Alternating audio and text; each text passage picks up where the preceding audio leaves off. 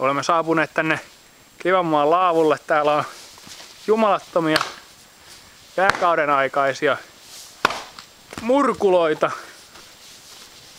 En tiedä mistä on moiset tänne jäänyt muuta kuin jääkausi on ainoa selitys sillä. No, täältä löytyy jos jonkunmoista onkaloa ja piilopaikkaa metsän elukoille.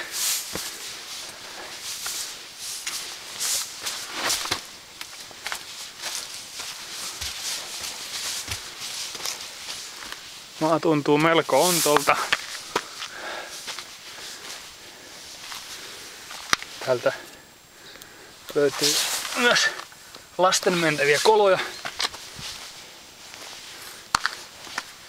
Kauttaaltaan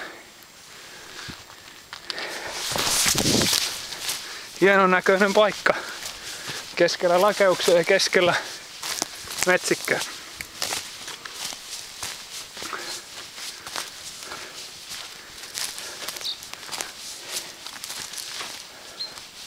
Löytyy myös leuavetotangat. Puita löytyy, roskis.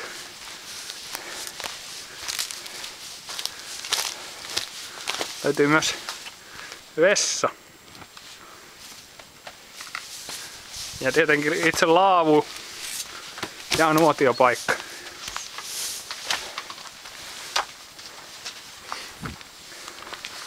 Tuossa näkyy ihan mittakaavaa, kuinka suurista kivistä on kyse. Pyörät näyttää aika mitättömät.